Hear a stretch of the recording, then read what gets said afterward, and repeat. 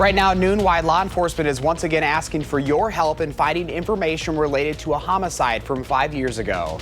Plus, the Senate votes again as the shutdown enters its third week.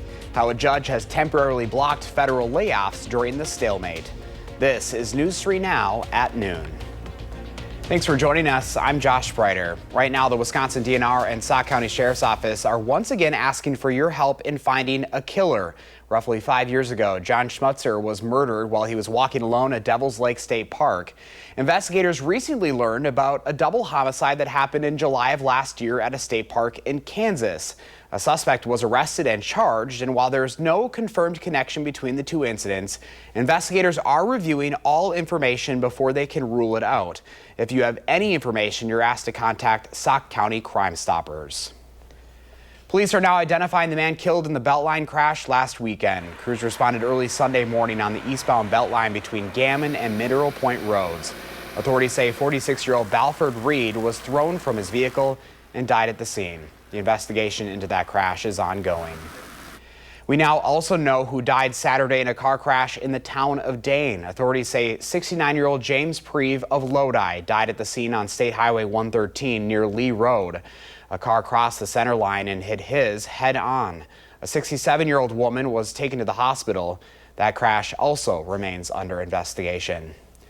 Now, first check of your First Warn forecast on a Thursday afternoon. Here's First Warn meteorologist Blaze Keller. Hi, Blaze. Hello. It is a cloudy and rainy, depending on where you live, Thursday afternoon. We're looking at temperatures in the mid-50s out in Platteville on our Queen Bee radio sky cam there. Winds are light out of the southeast. We're starting off in Platteville because that's where we find most of our rain right now, extending from La Crosse south into Vernon County, Crawford County, Grant County, a little shower there into Sauk County.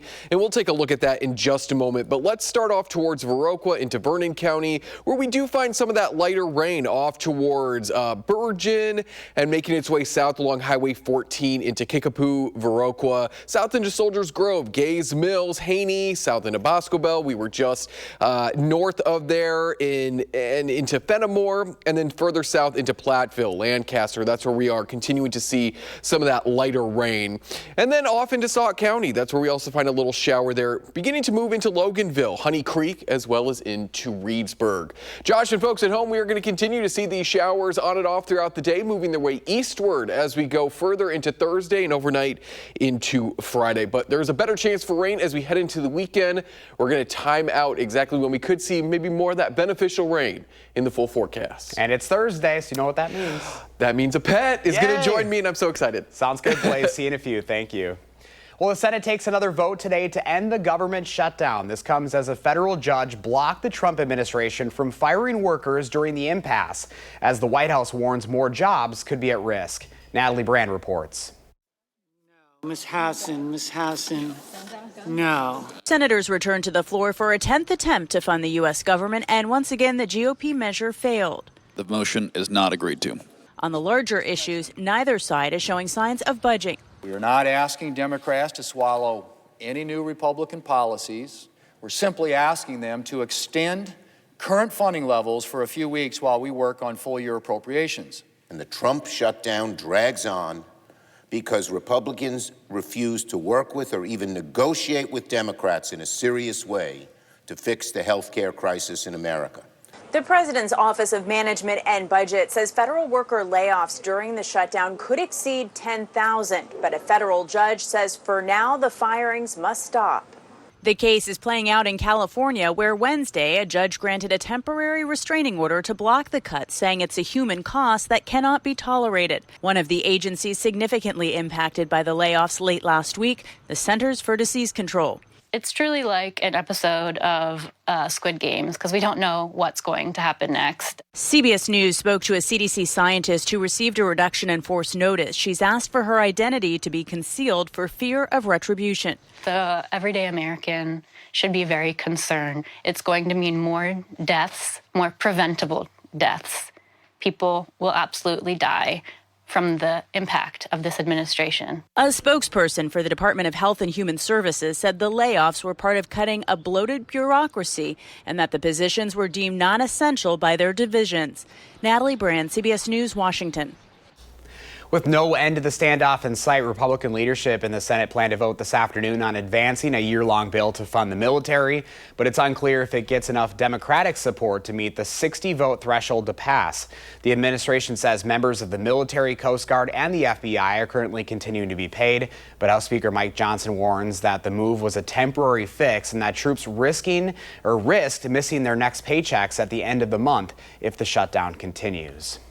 The government program WIC has received a $300 million lifeline, keeping it operating for the next few weeks. WIC provides food assistance and services to nearly 7 million pregnant women, new mothers, and young children. The Trump administration announced last week it would use tariff revenue to fund the program. But if the shutdown continues into November, these benefits could again be at risk. Right now, the state of Wisconsin is wrapping up its 2025 fiscal year with a $4.6 billion surplus. That's roughly $265 million higher than expected. Governor Evers says the state's fiscal health remains strong despite national uncertainty, pointing to record savings and steady tax growth. Officials credit responsible budgeting and continued economic strength for the positive outlook. Well, the Wisconsin Badgers welcome Ohio State to Camp Randall on Saturday, and you'll be able to watch the matchup right here on WISC Channel 3. The Buckeyes come in as the #1 team in the nation. Meanwhile, Wisconsin has lost 4 straight now. We're going to find out if Bucky can find a way to pull off the upset. Kickoff is set for 2:30 on Saturday right here on CBS. Coming up next on News 3 Now Noon, why Stellantis is recalling thousands of Dodge sedans, plus how much the National Retail Federation says Americans plan to spend this Halloween.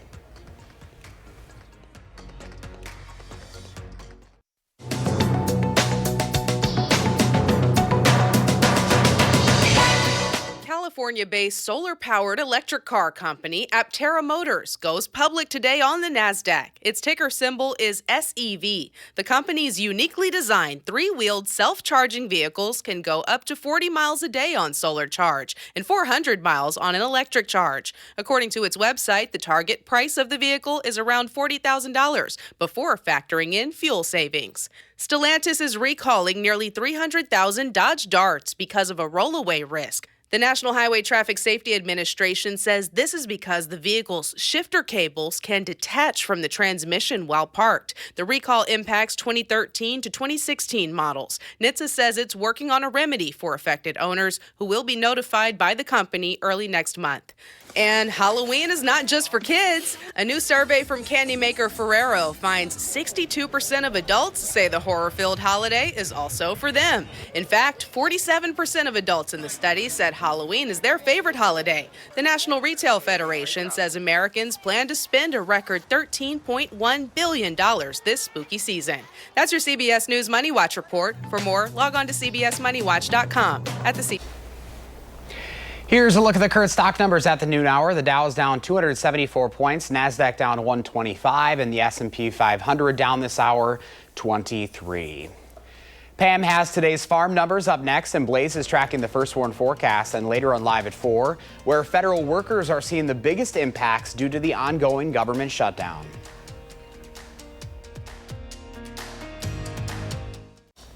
Welcome back. Let's check in now with Pam Jahnke for the Midwest Farm Report. Hi, Pam. Hi, Josh. Missing my sunshine today. I'll be heading down to Platteville as soon as I get done here. It'd be nice to have sunglasses on instead of keeping my eyes peeled, but we'll see. At least the farm folks are getting a little bit of a chance to take a break from the harvest in some areas and recant their sleep, count it back up, and make sure that everything is ready for the equipment to start again when it dries out. Well, they started the conversation again yesterday about what U.S. agriculture is losing with the tariffs and what's going on in the international marketplace. Farmers for Free Trade and their motorcade made an appearance in western Wisconsin. They were at Darren Von Ruden's farm yesterday in Westby, talking with those that were gathered about some of the statistics. Wisconsin is 14th in the nation as far as agricultural exports. What they highlighted were some of the areas that we are losing. Everyone's talking about the soybean market, missing any opportunity to trade with China. They also noted that that in Wisconsin, cheese exports have been up 40% in large part because of the consumption going up in places like Mexico, Australia, etc.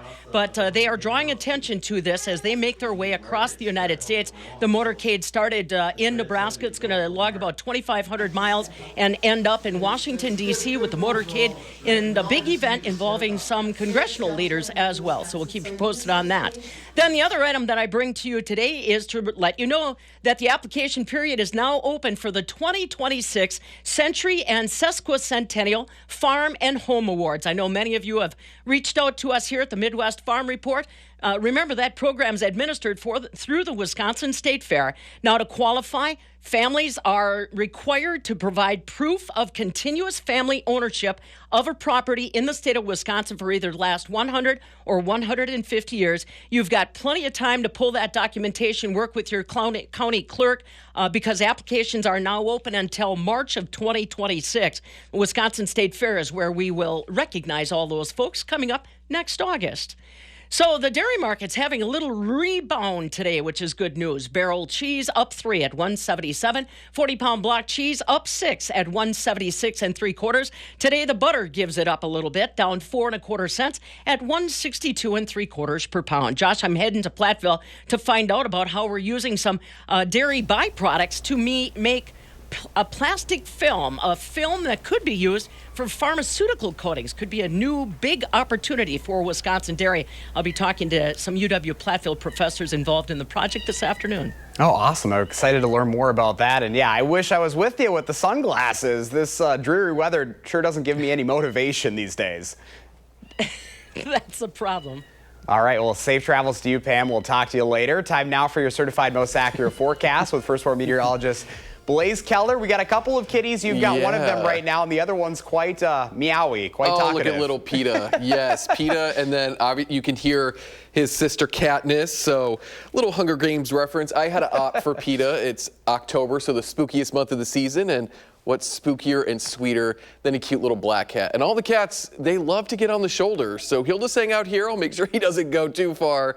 But we are looking at some spooky conditions out there this afternoon. We're looking at some cloudy conditions, Mr. PETA, as well as some rain chances. But those rain chances are going to taper off a little bit as we go into Friday, and then we'll see a better chance for some rain as we head into the weekend. We're doing a little bit of some... He's got my, here we go. I think we're not going to let you on the shoulder anymore. So we are looking at some rain chances as we head into the weekend. Probably going to impact the football game as the Badgers take on the Ohio State, but I think we actually see the better chance for rain as we head into Sunday. So what's going to be happening as we go into Friday is our second low pressure system is going to be moving through the Midwest. It will bring some evening showers, and it's also going to bring some breezy conditions as well. We are looking at this low pressure system to move its way northwards as we head into Saturday. Now, Saturday is interesting. Its cold front is going to pass us. That's what's going to bring that shower chance as we head into mainly the afternoon, especially further south and east. You have got to calm down, little boy. We are looking at something that we don't see too often here because we don't have a mountain range. But what we see is a secondary low develop along the initial low pressure system's cold front. This is going to help kind of turn the atmosphere a little bit more and bring us that extra bit of rain as we head into Sunday. Noticing that it's mainly across southeastern Wisconsin. Would love to see a little bit more green across more of the state, but we'll take what we can get. But we usually see low pressure development along fronts in the mountainous areas, the Rockies, the Appalachian Mountains as well. So it's kind of interesting to see that develop here. And then per the weather, following behind all of that is a high pressure system, and that should quiet us down a little bit. So let's take it in on Saturday. We're looking at 3:30 closer to home. This is about an hour after kickoff. I would take the umbrella. I would take at least a poncho because I know umbrellas aren't allowed in Camp Randall, just in case some of these showers linger. But it does look like we dry out for the rest of Saturday evening before that second low pressure system brings us that little bit of rain as we head into Sunday, Mr. PETA. And then we dry out. What are we looking at in terms of rainfall over the 17th through the 23rd? A lot of blue, which I like to see. According to our key here, that's about 1 inch to maybe 2 inches of some very beneficial, much needed rain. The rain is still, or the ground is still not frozen, so a lot of this moisture can get back into the ground and hopefully set us up for a good spring, because as of yesterday, we've only had 3 rainy days in Madison. We haven't even gotten 1/4 of an inch of rain, and we usually pick up nearly 3 inches of rain by the end of the month, and we are now officially halfway through the month. So we got a lot of ground to make up, and maybe over this weekend with a maybe heavier rain day, we at least get a little bit closer to that total. So, as I mentioned, take the umbrella before you head into Camp Randall on Saturday, and then switch over to that rain poncho, because we are looking at a chance for some showers, especially around the kickoff time frame. And as we look ahead to the next 7 to 10 days, that high pressure system moves on in later Sunday into Monday of next week, and that means that we quiet down with a few showers there maybe by Tuesday and Wednesday. You've got your hands full with the forecast and the kitty. He needs to settle down, but he's adorable. Well, we'll learn more about both of our pets coming up here in just a second, Blaze. Thank you. Now let's see what Howard's up to in the Mr. Food Test Kitchen. We've all got our favorite go-to recipes. You know, the ones we turn to when we've got friends and family coming over. Well, today I'm sharing one of the Test Kitchen's favorites that is dressed to impress, but simple enough to make any night of the week. Here's what we do. We saute lightly breaded chicken breast in a touch of oil until they're golden and cooked through. Then we top each with a slice of mozzarella cheese, and while the cheese melts, we'll make a sauce to take this over the top. For that, all we do is heat some heavy cream with some Parmesan cheese, some chopped roasted red pepper, a little fresh parsley, and some salt and pepper. We give that a stir and let it cook until it just starts to thicken up. Now, we like to serve the chicken over a bed of spinach fettuccine with the creamy sauce drizzled over it. Maybe top it off with more roasted peppers for a fancy restaurant look. Any way you serve this very ritzy Italian chicken, your gang is gonna feel like you pulled out all the stops. As always, the recipe's online. It's fancy enough for company, yet so easy that you don't have to wait for company in order to make it. I'm Howard in the Mr. Food Test Kitchen, where every day we're looking for an easier way for you to say, ooh, it's so good. After the break, more on our Pets of the Week from the Dane County Humane Society. Welcome back. Potentially yours on a Thursday afternoon. Lisa Bernard from the Dane County Humane Society is here with our special guest of the week. We've got 2 of them. They're a couple of little rascals here. True. Oh my gosh. That's so much fun. Yes, they are. So everyone saw PETA if they caught the weather segment. Now and you're hearing Katniss. Yeah, Katniss is who Blaze has. They are 2 months old. Okay. Super cute. Found in Montrose, Wisconsin. They were among a litter of 4. Okay. So 2 more siblings, and their mom was also brought to us, and she's already been adopted. Okay. The kittens went into foster for a little bit because they were brought to us in August, and they had some time to, in September. And they had some time to grow, socialize, and they're just really snuggly. They're very curious, super active. They just want to check things out, and then when it's ready for a pass out, they want to snuggle up. Oh, and yes. Typical kittens, lots of energy, which is good. Lots of energy. They love to play with toys. They love to play with each other, and just explore. Teaching them what's very fast appropriate. too. Yeah. Yes, they're super fast. So, and unlike puppies, you know, like when I was adopting my 2 cats, they said sometimes 2 is good. They can entertain each other and stuff like that. So a family who's looking for maybe 2 kittens, they could take PETA and Katniss, and it would be good for them. It would. It would be fine. You could adopt them together, or if you have a cat at home who wants a friend, you could adopt them separately. Either way, they did, while in foster, they did interact well with a dog and other adult cats, and they also interacted well with children. So that's perfect. They're ready. They're family approved. Very cuddly too. Super cuddly. They're little purr machines. They are. That one is. So PETA and Katniss are just totally adorable. They're like my 2 cats. Literally verbatim, almost carbon copies, except for these are much nicer than mine. Do you need 2 more? I was thinking about it. I mean, one might just make it into my backpack and make it home. They fit. They're so tiny. So someone adopt these two because I can't bring any more pets home. Oh, well, thank you, Lisa, for introducing them. We appreciate it. If you're looking for Halloween decor or costumes that won't break the bank, stop by the Dane County Humane Society thrift store for finding those gently used items to spruce up the holiday season. They carry costumes and for humans and their pets. Or you can get creative with the treasures you find to build your own one-of-a-kind costume. Best of all, those proceeds benefit animals in our community. Great news on last week's pet. Lavelle the puppy was adopted. We knew Lavelle would have no problems. They emailed me. Did they really? Yes, oh, that's Kevin and awesome. Mona. Yes, yes. Love so that. I hope that Lavelle's bringing them so much joy. Oh, that's great. Yeah. Well, let's do the same for Katniss and PETA. If you're interested in them or checking out the other animals at Dane County Humane Society, just go to giveshelter.org. We love Thursdays here on News 3 Now at noon. Thanks for joining us. Coming up next is The Bold and the Beautiful. Our next newscast is live at 4.